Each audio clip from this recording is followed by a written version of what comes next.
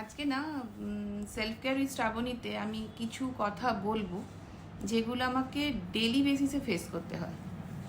যেমন ধরো আমার স্যালনে বা আমার পার্লারে বা আমার মেকআপ স্টুডিওতে যখন মহিলারা আসেন যাদের বয়স হচ্ছে অ্যাভাব 45 তাদের মধ্যে আমি একটা খুব উদাসীনতা খেয়াল করি যে তারা হয়তো ছেলেমেয়েরা বড় হয়ে গেছে, বাইরে পড়তে চলে গেছে, বা সংসারে ভীষণ কাজের চাপ, তারা নিজেদের কেয়ার কিন্তু একদম করে না। কিন্তু আমার মনে হয় এটা ঠিক না, নিজেদের কেয়ার আগে করা উচিত।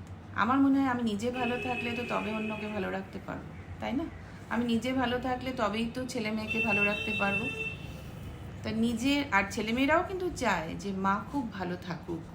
তাই জন্য আমার মনে হয় সবাই নিজের অ্যাটলিস্ট কেয়ার করো। কারণ আইব্রো করার সময় দেখি যে তার আমি যেহেতু স্কিন নিয়ে কাজ করতে বেশি ভালোবাসি, তোমরা যারা আমার স্যালনে আসো তারা জানো, তো আমি দেখি যে স্কিনটা আমি দেখেই বুঝতে পারি যে পর্যাপ্ত পরিমাণে জল কিন্তু সে খায় না, বা চোখের চারপাশে এমন একটা কালো প্যাচ হয়েছে যে সেটাতে কিন্তু সে হয়তো রাতে ভালো করে তার ঘুম হয় না।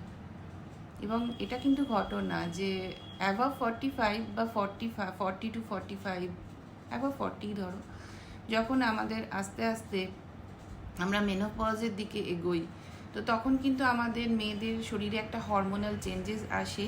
তার জন্য অনেক রকম প্রবলেম হয়, মুড সুইং হয়, তারপর হট ফ্ল্যাশেস হয়, অনেক কিছু হয়। তো আমাদেরকে নিজেদেরকেই কিন্তু, আর বাড়ির লোক কিন্তু এগুলো বুঝবে না, এই এক্সপেকটেশন রেখো না। তো আমাদের নিজেদেরকে কিন্তু এগুলোকে ওভারকাম করতে হবে খুব শক্ত হাতে। তার জন্য কি করতে হবে?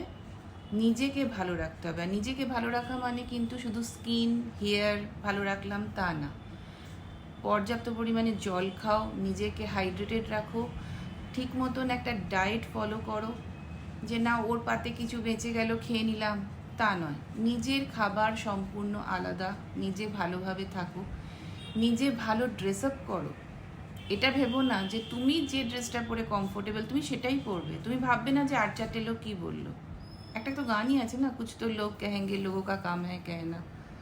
তো অবশ্যই নিজেকে ভালো রাখো, কারণ তোমাকে ভালো অন্য কেউ রাখবে না, তোমাকে ভালো নিজেকেই রাখতে হবে, তাই না?